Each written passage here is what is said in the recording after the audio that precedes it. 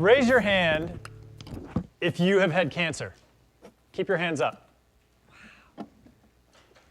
Raise your hand if somebody in your family has had cancer. Keep your hands up. Raise your hand if someone you know or love has lost their battle with cancer. Look around the room. It's probably pretty easy to understand why I'm wearing a t-shirt that says cancer sucks. Rip just told you more statistics than you could ever need to hear to understand the burden that this disease causes. And on August 27th, 1996, I sat in a sterile brick medical office building in Baltimore, Maryland, and looked across a table and heard what many believe to be are the three most feared words in the English language. You have cancer.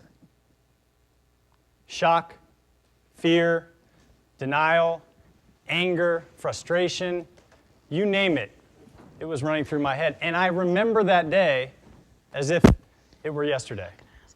The paradox here is that I was healthy, I was fit, I was an athlete, I had no symptoms, and I got cancer.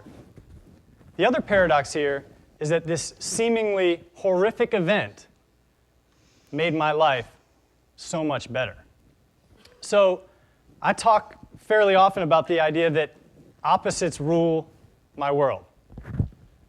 I was fit and healthy, asymptomatic, got cancer. Horrific disease changed my life so much for the better. The two things I want to talk to you about today are also paradoxes. One is that nonprofits are actually entirely profitable. Nonprofits are entirely profitable. And the second, and I apologize to the organizers of Play Big, but the second is that small is the new big. Woo, okay? We're good. We love it. So what I do with every thought that goes through my head these days is I pose a question on Twitter. Why not? Instant, immediate feedback. So I asked over 1 million people, what do you think about the term nonprofit that we all use to describe the sector that benefits civil society? And the responses were immediate, and they were all over the map. Some were better than others, I think. Some people said, oh, we should get rid of it. We should use NGO, non-governmental organization. I thought, well, that wasn't exactly what I was looking for. Although, given the statistics on people's belief in our government today, maybe we want to sort of separate ourselves. But some people said, why not call it all profit? Why not call it social good organizations, social change organizations? Somebody even said, why not call it we profit? The idea is that we talk about this in terms of nonprofit. Because why? Because the IRS gave us a tax code that says you are a nonprofit organization? Why? Because we don't have shareholders that could someday realize capital gains? At the end of the day, everybody profits. How many people in this room have children who were ever involved in Girl Scouts or Boy Scouts? How many people in this room have ever gone to a YMCA? Every single person in this room has profited from this sector. Now, I'm not setting up an either or, an us versus them. And I actually believe that we should get rid of this idea that the for-profit sector is evil, bad. That's not the answer. But clearly the lines between the traditionally for-profit and nonprofit entities is blurring. So my hypothesis is that nonprofits are actually entirely profitable. In fact, they may be the most profitable sector in our society. And these partnerships that are developing between entities on both sides is where the answer lies. It's not just with one or the other. And many organizations, for-profit corporations, are realizing that. They're seeing consumer sentiment, and they're realizing that 75% of consumers say that they want companies to spend less money on advertising and more money supporting social good. 2/3 of those same consumers say they're much more likely to buy a product if it's associated with a social benefit. And half of those individuals say they would actively promote that same product if they knew something about the cause that it was benefiting. We know anecdotally and through our research at LiveStrong that consumers will actually pay a significant premium on products like the shoes I'm wearing, where 100% of the net profit from this pair of tennis shoes supported our mission. Consumers are savvy. It's not an us versus them. And at the end of the day, this blurriness between these two segments of our society needs to be bridged. It's no longer enough for us to say that the social issues plaguing our society are going to be handled by them over there. That group, that nonprofit designated group, it is all of us. And it's going to take all of us to solve many of these plagues that we are facing. The second paradox that I want to touch on is the idea that small is the new big. And small can be very, very big. And I'm going to give two examples. One which I know a little something about, the other which I am learning about. Let's take, as Rip told you, the global cancer burden. This year, there will be more than 12 million people around the world diagnosed with cancer. 8 million people will die of the disease. Let's put that in perspective. 8 million deaths from cancer worldwide this year is more than AIDS, malaria, and tuberculosis combined. Cancer will be, by the end of this year, the #1 cause of death around the world. We spend $300 billion annually on it, and that doesn't take into consideration the immeasurable emotional and psychosocial toll that it has taken on every single person in this room who raised their hands just a few minutes ago. So, huge, massive problem.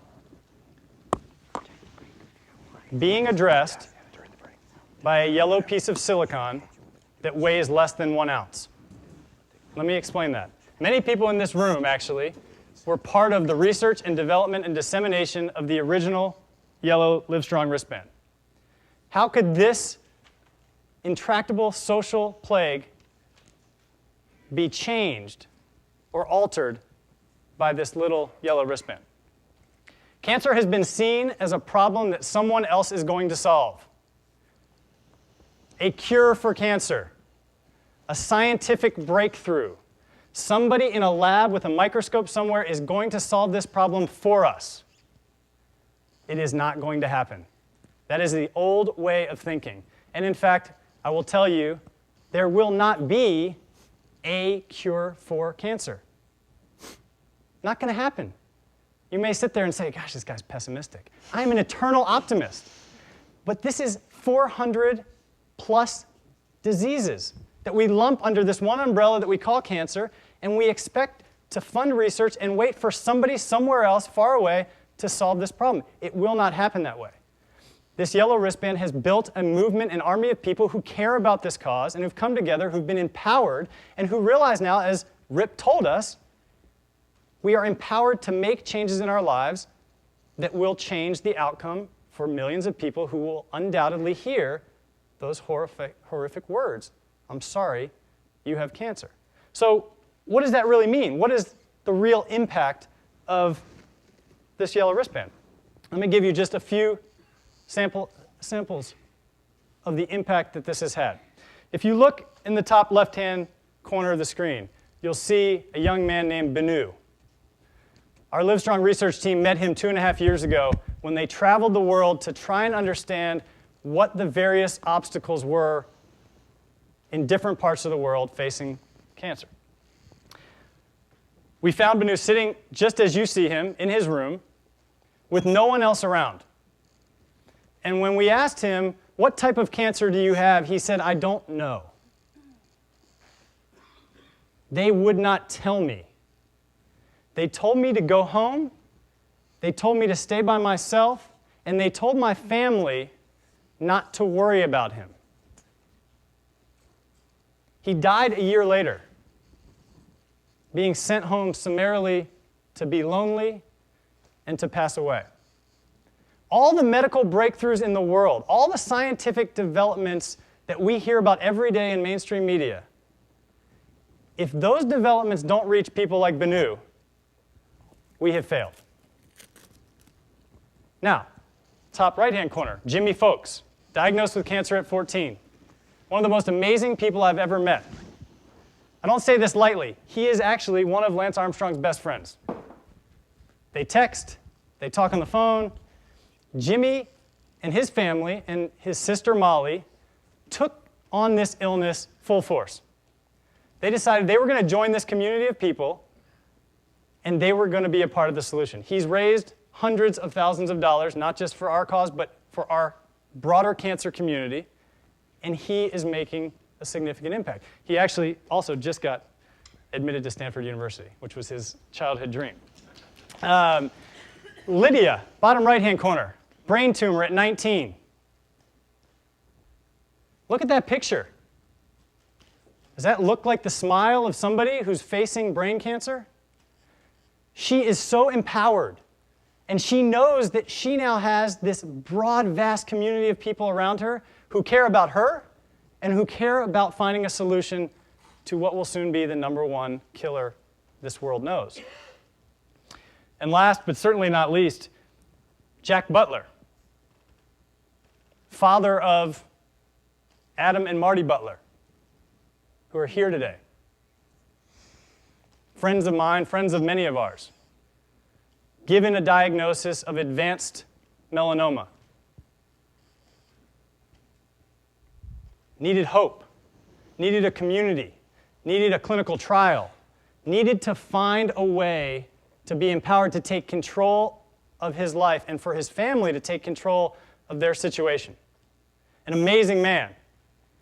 Today, Jack Butler is kicking cancer's ass because of this community.